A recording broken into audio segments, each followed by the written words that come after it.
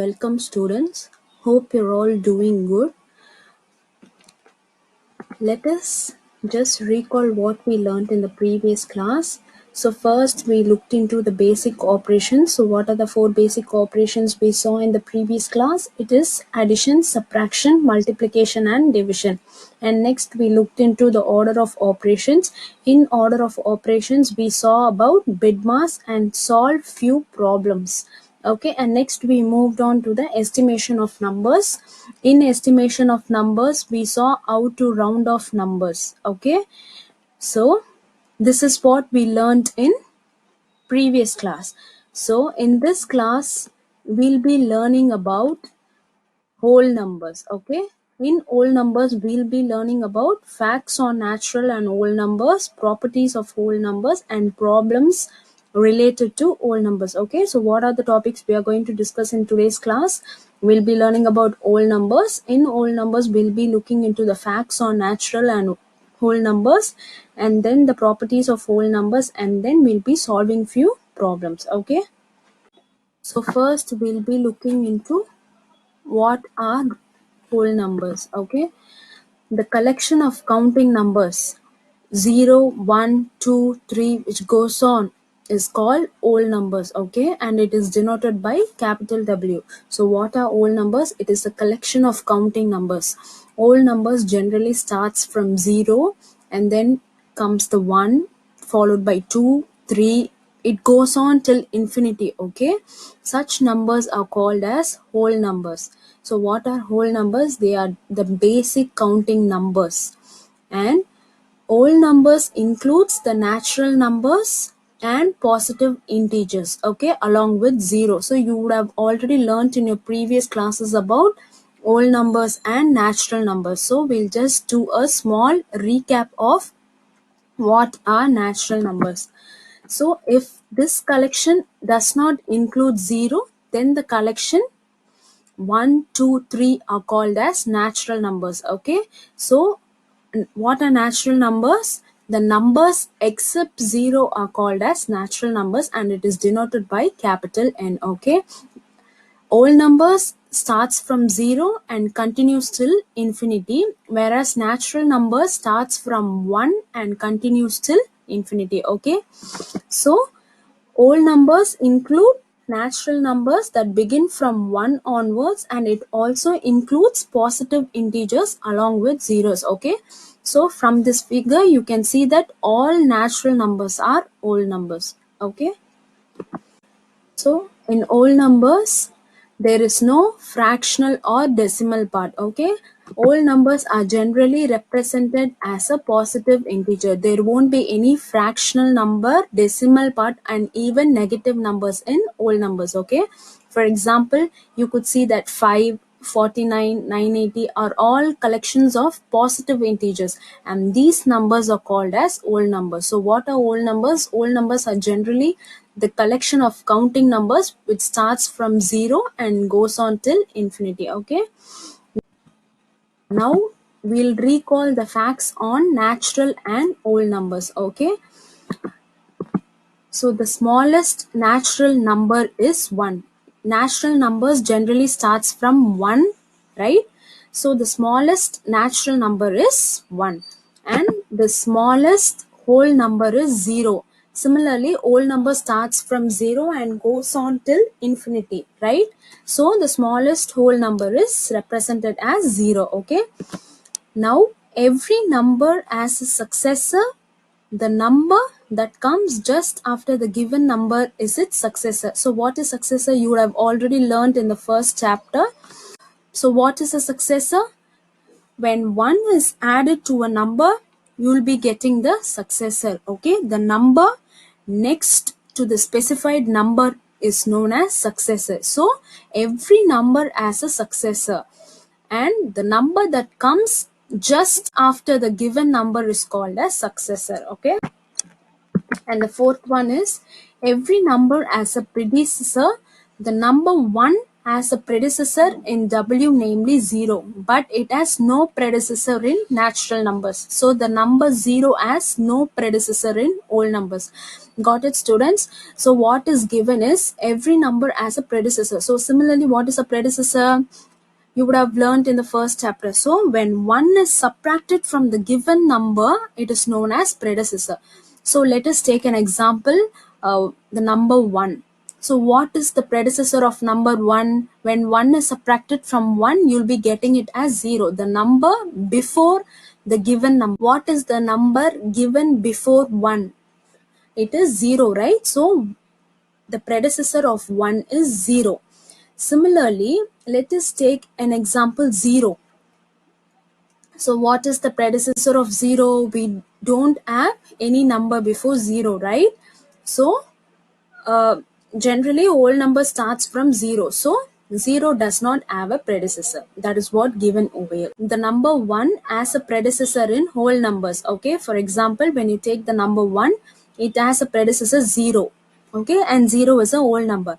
But in the case of 0, when you take 0, in whole numbers, it does not have a predecessor, because in whole numbers the number starts from 0.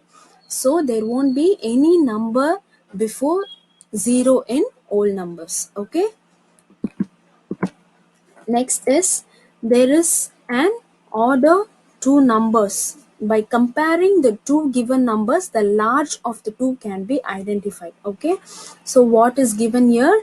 There is an order to numbers where by comparing two given numbers, the larger number can be identified. Got it? And the last one is, numbers are endless. By adding 1 to any chosen large number, the next number can be found. Okay, numbers are endless, that is the number goes on till infinity. By adding 1 to any number, you will be getting the next number. For example, when you add 1 to 10, you will be getting 11, and when you add 1 to 100, you will be getting 101. Likewise, when you add 1 to any chosen large number, you will be getting the next number. Got it, students? Next, we'll move on to the properties of whole numbers. So there are three properties of whole numbers, that is commutative property, associative property, and distributive property. Can you just repeat with me what are the three properties of whole numbers? It is commutative property, associative property, and distributive property. So first, we'll be looking into commutativity of addition and multiplication. When two numbers are added or multiplied, the order of the numbers does not affect the sum or the product. This is called the commutativity of addition or multiplication. So what is given over here? When you add two numbers or when you multiply the two numbers, the order of the numbers does not affect the sum or the product. For example, see the image given over here. First, we'll look into addition. Uh, there are two numbers, okay, 3 and 5. When you add 3 and 5, you'll be getting 8, right? But even when you change the order of the numbers, in the first case you are adding a plus b, that is 3 plus 5. But in the RHS you are adding b plus a. You are changing the order, right? You are adding 5 plus 3. Even when you add 5 plus 3, you will be getting the sum as 8. So when you add any two numbers, okay, even if the orders of the number are changed, it does not affect the sum. That is, it does not affect the total answer. Okay. Now we look into multiplication. Okay, you can multiply number in any order. For example, in the LHS, that is in the left hand side, you're multiplying 2 and 6. So when you multiply 2 and 6, you will be getting it as 12. Likewise, in the right hand side, when you multiply B and A, that is 6 and 2, you will be getting the answer 12. So, even when you multiply two numbers, the order of the numbers does not affect the product. Okay. So, this is the commutativity of addition or multiplication. Got it, students? So, subtraction and division are not commutative. We look into an example. when you subtract 3 from 7, you'll be getting 4, right? But when you subtract 7 from 3, you will not get the same answer. Similarly, the answers of 12 divided by 6 and 6 divided by 12 are not equal. So when you divide 12 by 6, you'll be getting the quotient as 2, and when you divide 6 by 12, you'll be getting the answer in the decimal point, which is both the answers are not equal. Okay, that is 7 minus 3 is not equal to 3 minus 7, and 12 divided by 6 is not equal to 6 divided by 12. So therefore subtraction and division are not commutative. Got it, students? So next we'll move to the second property, that is associativity of addition. So when several numbers are added, the order in which the numbers are added does not matter. This is called the associativity of addition. So the formula for associativity of addition is A plus open bracket B plus C close bracket is equal to open bracket A plus B close bracket plus C. Okay. So what is the associativity of addition? When several numbers are added, the order in which the numbers are added does not matter. Okay. We look into an example. You're going to add these numbers. Okay. So from the left hand side, based on BIDMAS rule, you're going to solve the brackets first. When you add 43 and 57, you will be getting 100. So 100 plus 25 is equal to, in the RHS, similarly, you're going to add brackets first based on BIDMAS rule. So when you add 57 and 25, you will be getting 82. You are going to find the sum of numbers, okay? When you add 100 with 25 on the left hand side, you will be getting 125, and when you add 43 with 82, you will be getting 125, okay? So what is associativity of addition? When several numbers are added, the order in which the numbers are added does not matter. Okay, got it, students? Next, we'll see the associativity of multiplication. When several numbers are to be multiplied, the order in which the numbers are multiplied does not matter. This is known as associativity of multiplication. So what is associativity of multiplication? When several numbers are to be multiplied, the order in which the numbers are multiplied does not matter. This is called as associativity of multiplication. So the formula for associativity of multiplication is A multiplied open bracket B multiplied C close bracket is equal to open bracket A multiplied by B close bracket multiplied by C. Got it? Now we look into an example. You are going to solve this question and you're going to see whether these values are associative or not. Okay, so based on BIDMAS rule, you're going to solve the brackets first. So on the LHS side, you'll be multiplying the numbers on the brackets first. So you'll be getting 12 multiplied by 70, which is equal to, when you multiply the numbers on the RHS, that is right hand side, you'll be getting 120. That is 12 multiplied by 10 is 120. Okay, into 7. Now we are going to multiply the value 12 into 70 on the LHS. That is left hand side, you will be getting 840. And when you multiply 120 by 7 on the right hand side, you will be getting 840.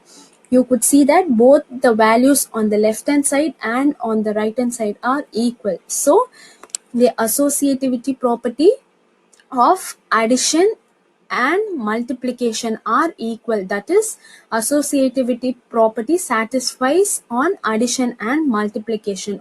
Here too, subtraction and division are not associative. That is, when you subtract or divide the values, the numbers will not be associative. That is, the answers will not be equal. Okay. Next, we'll move on to the distributivity of multiplication over addition. Okay. The product of a number and a sum of numbers can be written as the sum of two products. This property is called as property of distributivity of multiplication over addition. So what is distributivity of multiplication over addition? The product of a number and a sum of numbers can be written as the sum of two products. Okay. The formula for distributivity of multiplication over addition is A multiplied open bracket B plus C is equal to A multiplied by B plus A multiplied by C. Okay, this is the property of distributivity of multiplication over addition. Now we look into an example. 37 multiplied by 100 plus 2 is equal to 37 multiplied by 100 plus 37 multiplied by 2. Okay, so what is distributive property? The product of a number and a sum of numbers can be written as the sum of two products. Okay, so based on Bidmar's rule, you're going to solve the brackets first.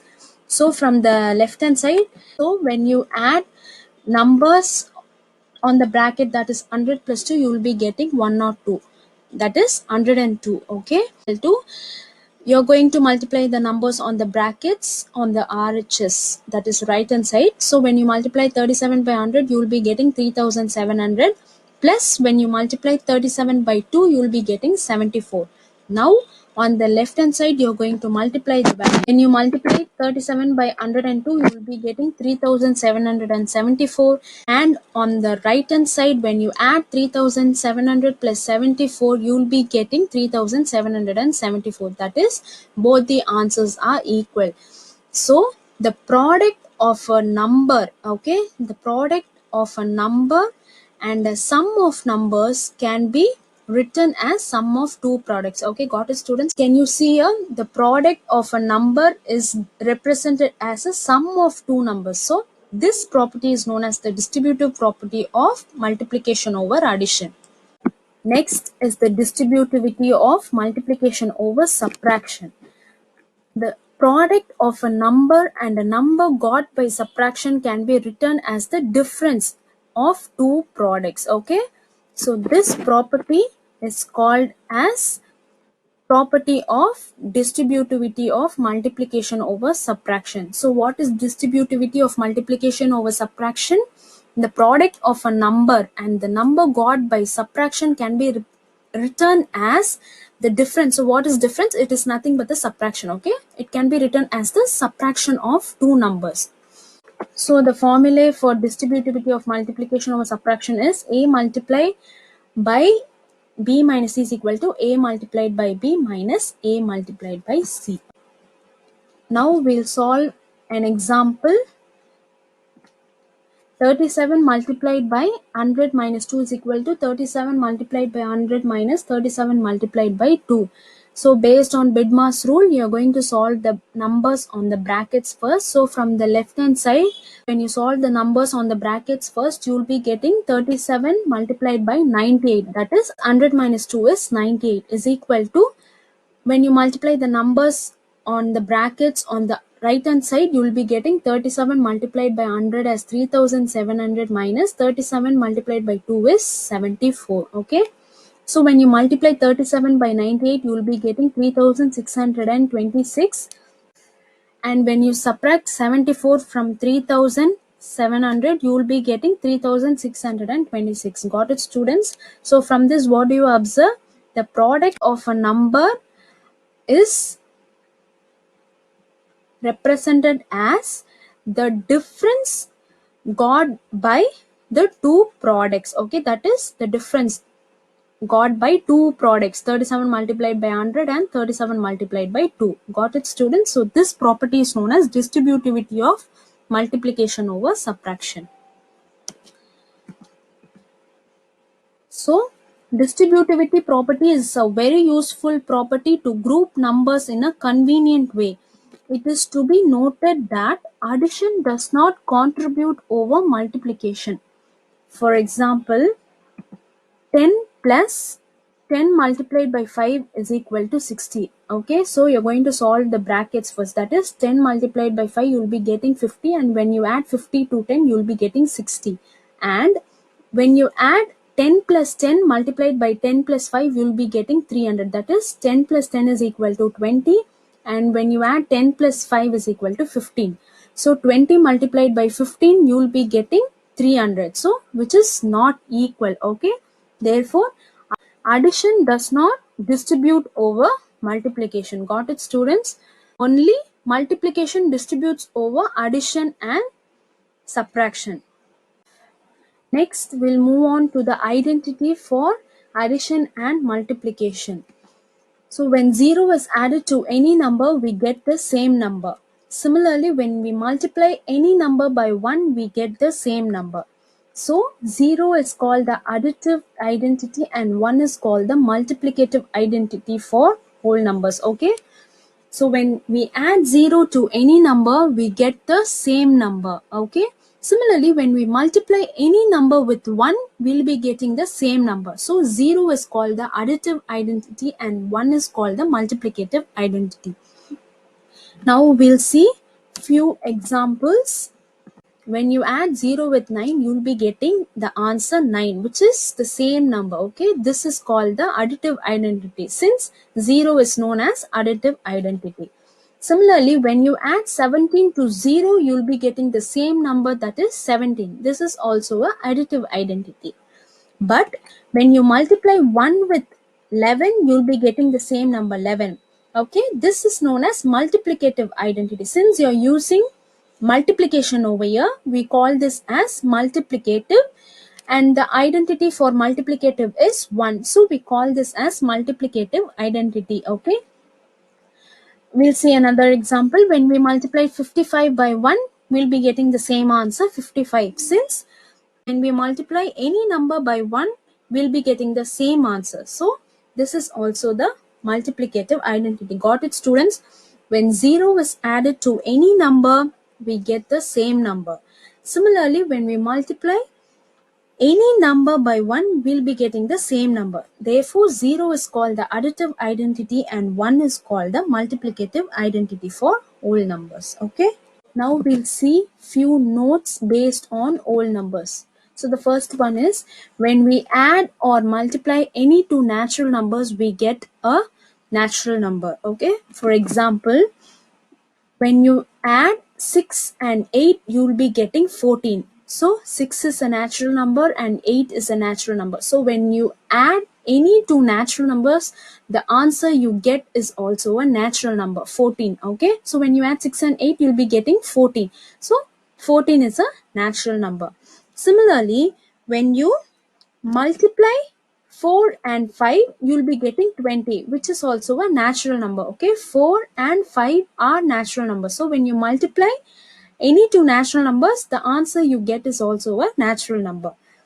So the second one is when we add or multiply any two whole numbers, we get a whole number. For example, when we add 6 and 8, you'll be getting 14, which is a whole number. Okay, since whole number starts from 0 and goes on till infinity, when you add any two whole numbers, the answer you get is also an whole number. Okay, the resultant answer will also be a whole number. So in this example, 6 is a whole number and 8 is a whole number. So when you add two whole numbers, the resultant answer will also be a whole number. Okay. Similarly, when you multiply a whole number with another whole number, the answer you get is also a whole number. Okay. For example, when you multiply 0 with 4, you will be getting 0. So when you multiply any number with 0, you will be getting 0. Okay. So the answer we get is also a whole number. Got it, students? So the next one is when we add a natural number to a whole number, we get a natural number. Okay. For example, when we add 0 to 6, the answer we get is 6. That is, 6 is a natural number and 0 is a whole number. So when you add 6 and 0, you'll be getting 6. So the resultant answer is also a natural number. And the fourth one is when we multiply a natural number by a whole number, we get a whole number. For example, when you multiply 0 with 6, you'll be getting 0, which is a whole number. Okay, 6 is a natural number and 0 is a whole number. So when you multiply a natural number with a whole number, the resultant answer will be a whole number.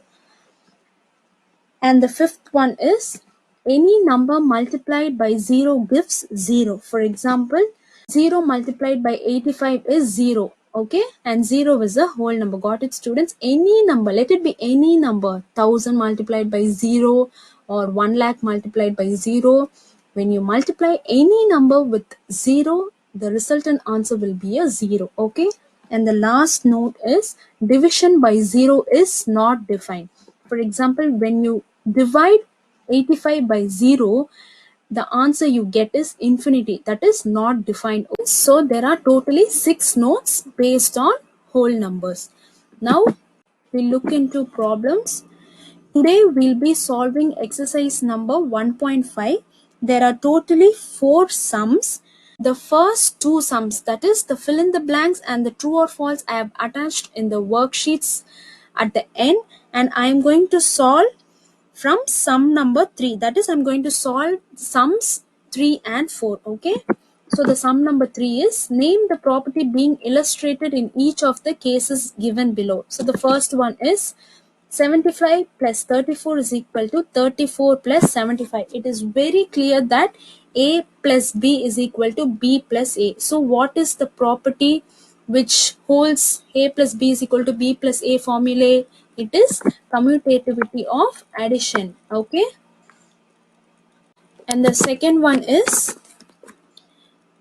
12 multiplied by 4 multiplied 8 is equal to 12 multiplied 4 into 8. So property which holds the formulae, open bracket A multiplied by B close bracket multiplied by C is equal to A multiplied open bracket B multiplied by C close bracket, is associativity for multiplication. And the third sum is, 50 plus 0 is equal to 50. So it is very clear that when you add 0 to any number, you get the same number. So it is 0 is additive identity. We'll move to the fourth sum. 50 multiplied by 1 is equal to 50. Okay, so in this case, it is clear that 1 is multiplied by 50 and you get the same answer. Okay, so it is 1 is multiplicative identity. Now we'll move to the last sum on the third Roman letter, that is, 50 multiplied by 42 is equal to 50 multiplied by 40 plus 50 multiplied by 2.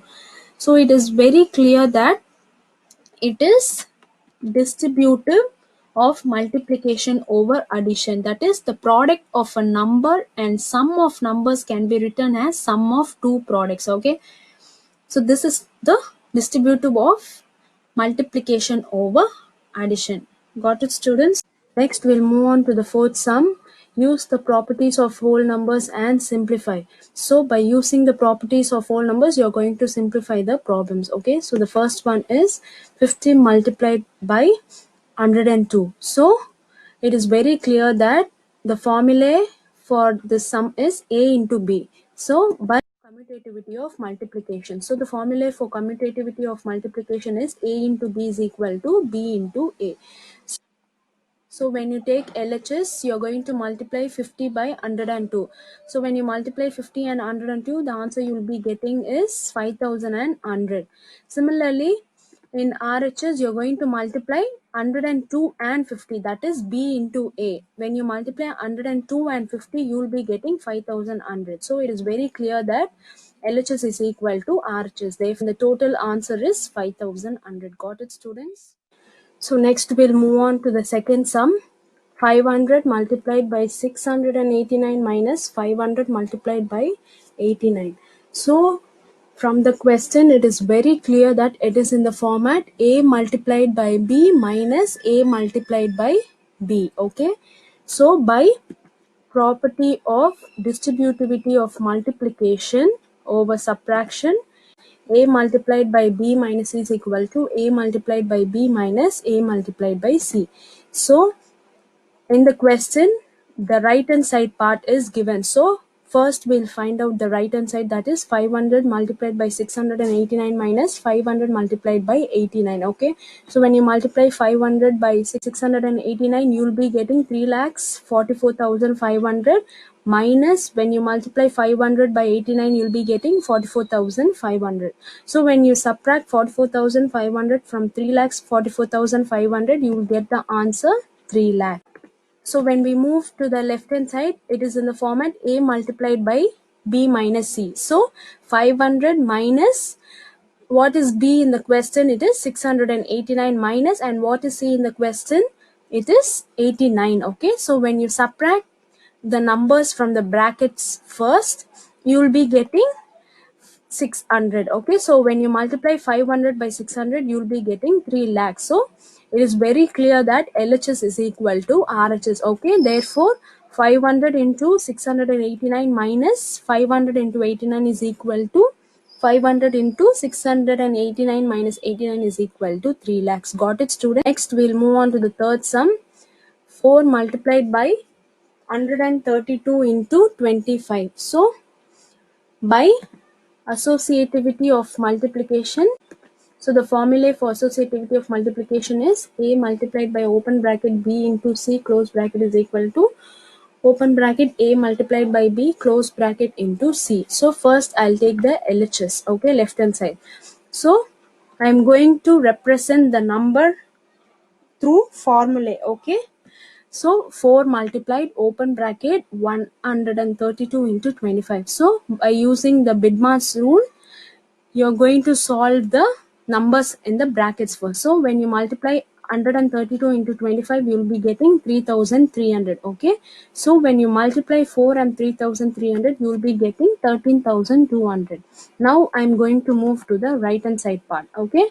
So I'm going to represent the question in the format of right hand side. Okay, so open bracket 4 multiplied by 132 close bracket into 25. So by BIDMAS rule, I'm going to solve the numbers in the brackets first. So when I multiply 4 by 132, I'll be getting 528 into 25. So when I multiply these both the values, I'll be getting the answer 13,200. So it is very clear that LHS and RHS is equal to 13,200. Okay, so therefore LHS is equal to RHS. Now we'll move to the last sum, 196 plus 34 plus 104. Okay, so by property of associativity of addition, the formula is A plus open bracket B plus C close bracket is equal to open bracket A plus B close bracket plus C. So I'm going to solve the left hand side first. So I'm going to represent the question in the left hand side part. Okay, so when I represent, I'll be getting 196 plus open bracket 34 plus 104 close bracket. So by BIDMAS rule, I'm going to solve the numbers in the brackets first. So when I add 34 and 104, I'll be getting 138. So when I add 196 and 138, I'll be getting 334. Similarly, I'm going to represent the given question in the RHS format. Okay, so by formula, you're going to represent the question as open bracket A plus B close bracket plus C. So what is A in the question? It is 196, B is 34, and C is 104. So I'm going to write it as open bracket 196 plus 34 close bracket plus 104. So by BIDMAS rule, I'm going to solve the numbers in the brackets first. So when I add 196 with 34, I'll be getting 230, and when I add 230 with 104, I'll be getting 334. So it is very clear that LHS and RHS are equal. Okay, it is very simple, students. Only you have to know the formula. Okay, when you know the formula and the method of doing the sums, you can easily crack these questions. Okay, so that's it, students. We have completed exercise number 1.5. So from next class, we'll be looking into a new chapter. Okay, we'll be moving to the second chapter. So now I'll just do a small recap of what we learned in today's class. Okay, so first we looked into what are whole numbers? So the collection of counting numbers 0, 1, 2, 3 are called as whole numbers, and it is represented as W. And if this collection does not include 0, then it is called as natural numbers, and it is denoted by capital letter N. So all natural numbers are whole numbers. Okay. So whole numbers does not contain any fractional or decimal part, and it even does not contain any negatives. Okay. And next we saw the facts on natural and whole numbers. So the smallest natural number is 1 and the smallest whole number is 0. And every number has a successor. The number that comes after the given number, it is successor. Similarly, every number has a predecessor, and the number 1 has a predecessor in whole numbers, that is 0. Okay, what is predecessor? The number before the given number. Okay, similarly, the number 0 has no predecessor in W. That is, W means whole numbers. Okay, the number 0 has no predecessor. Okay. Next, there is an order to numbers. By comparing the two numbers, we can see the larger number. Okay, and the numbers are endless. By adding 1 to any large number, the next number can be found. Next, we looked into the properties of whole numbers. So what are the three properties of whole numbers? Commutative property, associative property, and distributive property. So first, we looked into the commutative property of multiplication and addition. So when two numbers are added or multiplied, the order of the numbers does not affect the sum or product. Or that subtraction and division are not commutative. Okay. And next we looked into the associativity of addition. And what is associativity of addition? When several numbers are added, the order in which the numbers are added does not matter. Okay. Next, we moved on to the associativity of multiplication. Similarly, when several numbers are multiplied, the order in which the numbers are multiplied does not matter. This is the associativity of multiplication. Here also, subtraction and division are not associative. Okay. And then we saw the distributivity of multiplication over addition. The product of a number and a sum of numbers can be written as sum of two products. Okay, this is the property of distributivity of multiplication over addition. And then we saw an example. And next we moved on to the distributivity of multiplication over subtraction. Similarly, the product of a number and a number got by subtraction can be written as the difference of two products. This is the distributivity of multiplication over subtraction. And then we looked into identity for multiplication and addition. Okay, so when 0 is added to any number, we get the same number. Similarly, when we multiply any number by 1, we get the same number. So therefore 0 is called as the additive identity and 1 is called the multiplicative identity. And we saw examples. Next we saw few notes on whole numbers.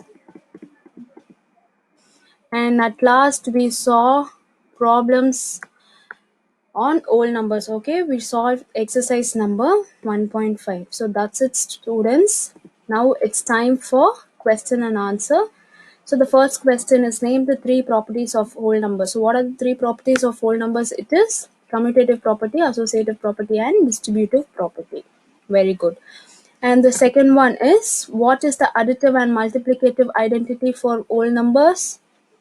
Yes, 0 is called the additive identity and 1 is called the multiplicative identity for whole numbers. Very good.